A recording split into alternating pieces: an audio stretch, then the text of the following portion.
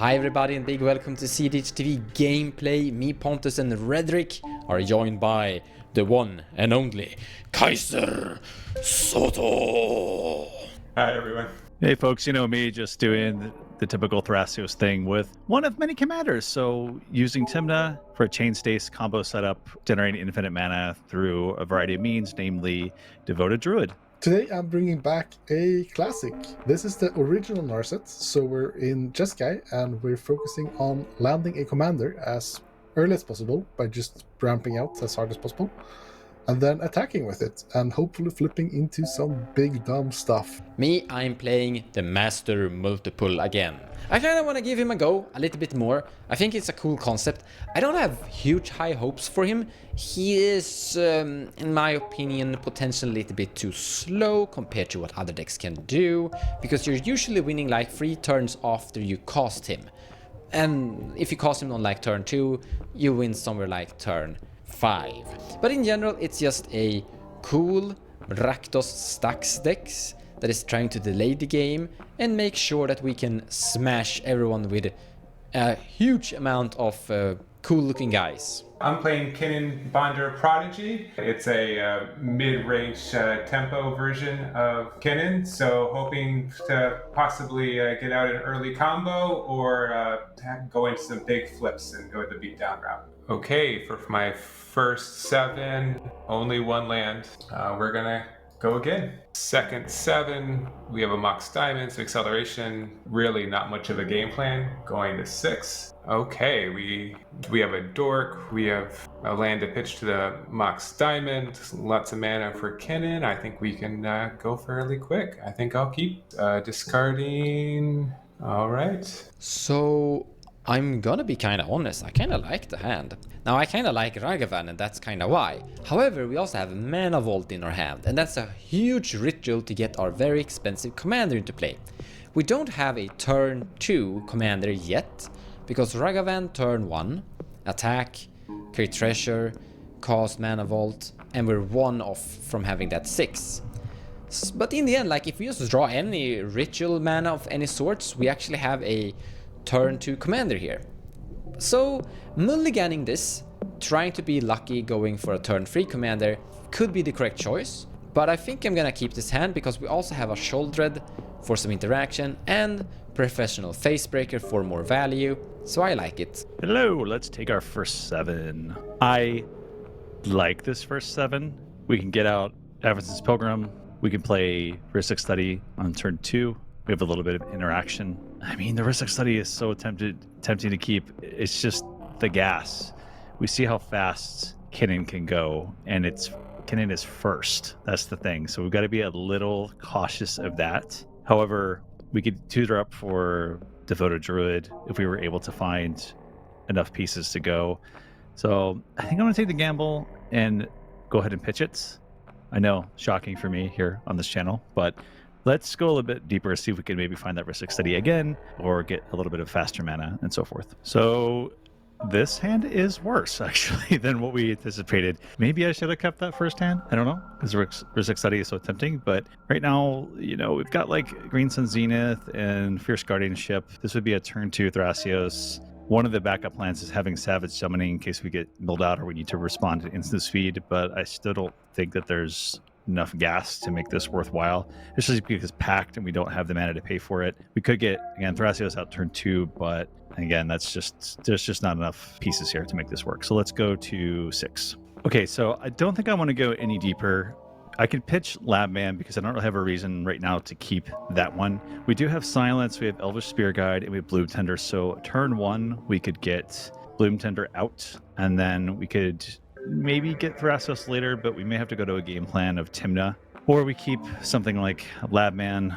Even that just seems a little off. So I think we're just going to keep it and put some pieces together, right? Silence is sometimes better for turns in which people storm off, so this could be really helpful for us later. And Green Sun Zenith just keeps showing its way towards the top of my deck for these draws, so something's telling me to just keep it, even for like a Dork, you know, a Bop or something that I could play on turn 2. Go ahead, Pontus. Let's draw our starting 7. So sadly, this Crystal Veins isn't a City of Traitors or Ancient Tomb. Otherwise, this hand would be pretty gas. As it stands, it's a turn 2 Rustic Study, where we have to sacrifice one of our lands, and we're going lost. Which means I don't really like this hand, and I think we can do better. It's also no way to get our commander out early, which is a thing we kind of want to do. Speaking of early commander, here we have it. This is a turn 1 commander, and almost a Need for Speed, which is a really funny card. We almost have our commander with haste turn 1, but just having our commander turn 1 with a Swan Song is actually pretty good, and I will be keeping just that. There's an argument if you... Wait, we're not bottom... yeah, there's an argument if you're pitching Need for Speed or Twister here, because Need for Speed is really good if we top deck well. If we top deck a Lotus Petal, basically. We have to have one colored mana, so it's basically just Lotus Petal in hindsight. It's great, but it's probably not going to do that. I think we're pitching the Need for Speed. And if we draw Lotus Petal, we cry. But yeah, this is a great second 7 for this deck. Hopefully our flips are good. As a pre-game action, I will put in a Gemstone Cavern, exiling a Need for Speed. Okay. All right. Good luck. Have fun. Upkeep, draw. So we will play a Flooded Strand. I'll tap and sacrifice it for a Tropical Island, losing a life. Play a Mox Diamond, pitching a Breeding Pool. I'll play an Elvish Mystic, and then I will pass. Untap and draw a card. So we just drew the perfect thing ever. Hall of the Bandit Lord. So this is a land that can give our commander haste. This means that even though we actually cast the commander turn 3, it will still technically be just like if we cast him turn 2. So it's not a ritual, but it's still producing that fast tempo that we need. So yeah, now I feel great. Verdant Catacomb, crack it, finding a bad land and tap it, casting a Ragavan and passing the turn. Take my turn. We will draw a card. Time for turn will be a Scrubland. I will then exile Elvish Spirit Guide, tap Scrubland and Elvish Spirit Guide to cast Bloom Tender. And if that is good, I will pass my turn. Go to my turn. Land for turn will be a Plains. I will cast a Jewel Lotus. I will exile a Simian Spirit Guide and cast my commander turn 1. Love the plays, Pontus, but I'm going to exile Neoform and pay life to Force of Will. Narset. Why are everyone I play with so cringe? It's just that we probably know that Narset is pretty good. Then I pass the game and concede. Only I don't actually concede right now. I love you, man. I love you. That's all I'm going to say, okay? Untap, upkeep, draw. Back channel, Pathway, the island side. Play Kinnan. Blue, 1. Play Machine God Effigy. Machine God Effigy selecting the Bloom Tender. Pass my turn. Untap and draw a card. Tap this, cast a Mana Vault. Combat, attacking Redrick, the Tymna Thrasios player with my Ragavan. No blocks. I will create a treasure. Then I exile a Flooded Strand. I can't use the Flooded Strand, it goes away. I'm gonna play a Hall of the Bandit Lord. This is the haste enabler land. And here I pass the turn. Take my turn. Good stuff. Okay. I'm going to have a boring turn and just pass. Take my turn. That's a relevant topic at least. I will cast a Talisman of Creativity. And then I'm passing. Draw. Play a Scalding Tarn. Machine God Effigy for 3. Jam of Assault Monolith. Sadly, I pass. Rakdos inefficiency. I am the policeman of this pod. I will tap Scrubland, and just for safety, because I don't know what else to do, I'm going to cast Silence. Kaiser. Okay. All right. So I can't cast any spells, but Kinnan is an activated ability. It does have an activated ability. Basalt Monolith, I will tap it for 4 mana, and then move to untap it with 3 of those mana. 1, 2, 3, 4, 5. Flesh duplicates, targeting the Bloom Tender. 5. We'll do Spellskite. 3rd. Whiff. Last and final. Terrast Dynasty. 2, 3, 4, 5. Okay, let's put in a Thorn Mammoth. On the ETB, it will fight a creature. Let's take out Mons Ragavan. And that is all I can do this turn. Kinda scary if I'm gonna be honest. Still, I will untap and draw. So I kind of want to cast my commander if I'm gonna be honest, because that's what we want to do. But I mean, I think I'm dead kind of regardless. We are gonna cast a Shouldered instead, because maybe that will be great versus this crazy Kinnan. I don't know. Regardless, after this Shouldered, I pass. Happy to survive even a little bit. Untap and draw. This is bull, guys. This is bull. Chrome Mox, exiling Worldly Tutor. I will tap these two, Bloom Tender and Chrome Mox, for a Green Sun Zenith for 1. And I'm getting a Noble Hierarch. Put that into the battlefields. And with that, I will pass the turn. Go to my turn. Land for turn would be a Crystal Vein. And yeah, we're almost guaranteed dying if I pass here. So let's have some fun. Tap for a red, crack a Crystal Vein for 2, cast a Time Twister into the Shouldered. Happy! Even though I'm probably gonna die to Kinnan. Time Twister resolves. Each player that is at Mons loses 14 life, and Mons gains 14, I think, as well. So my cards weren't all that good, and I still lose. So let's go for the high roll option and cast this Chrome Mox, imprinting a Torch Courier. Tap 3 to cast a Jessica's Will to exile top 3. And let's see if we can exile the nuts. 1, that's not the worst. 2, 3. No more effects, pass turn. Upkeep. Draw. Okay, I'll play a Mana Vault, a Mox Amber, Finale of Devastation for 2. I'll respond. Exile Swan Song to cast Force of Negation. Ooh. All right. Finale of Devastation is exiled. And B.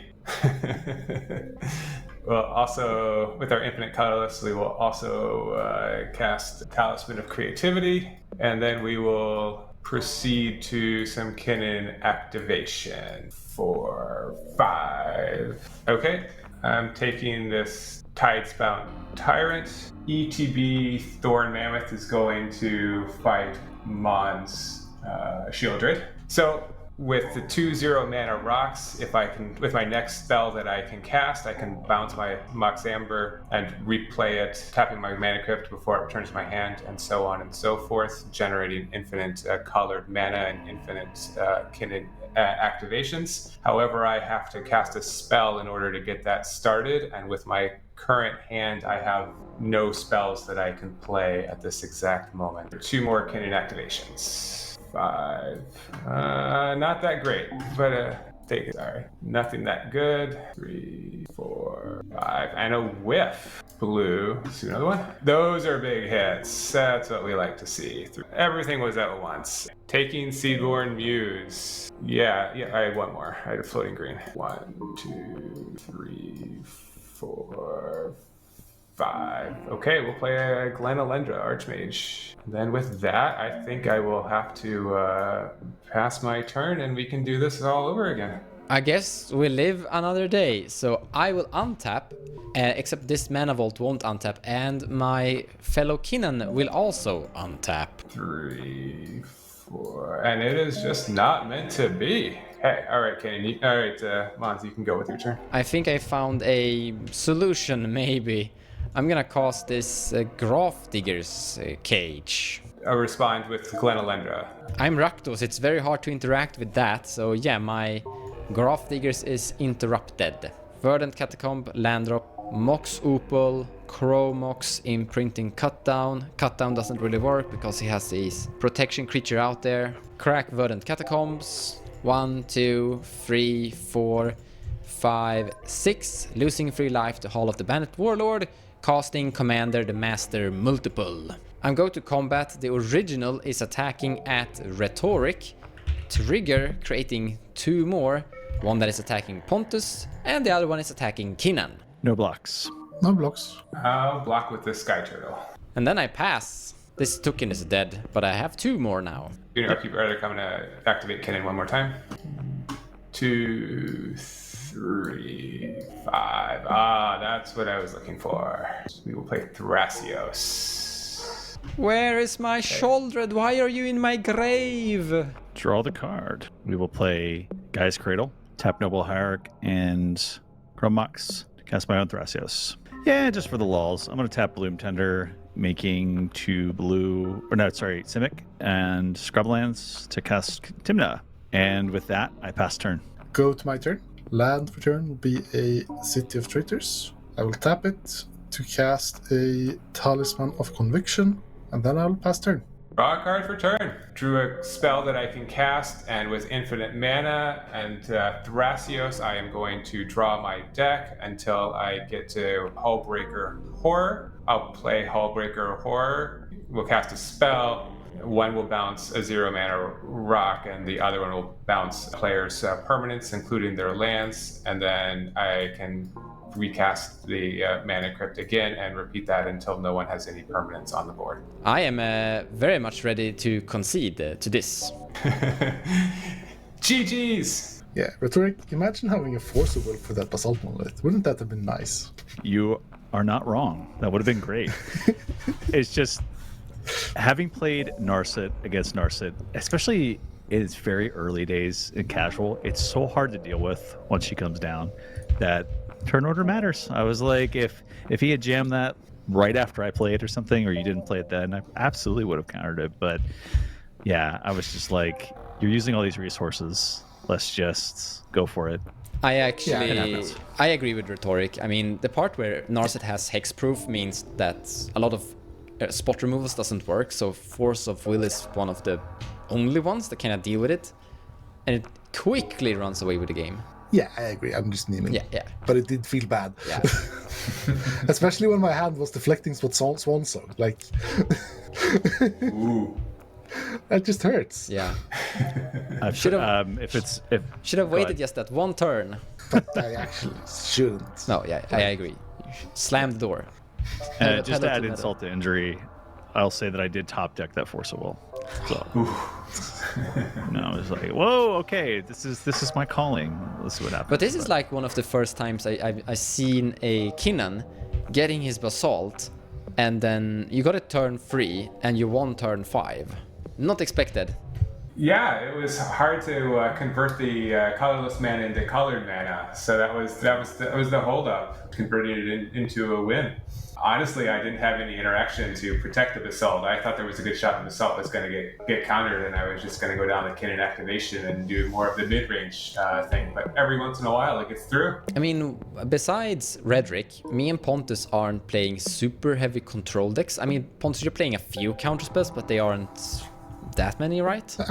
I'm playing the good ones. Yeah, but how many are like the thing 5 is, like, or 7 max, right? I'm just guessing. Yes, do math.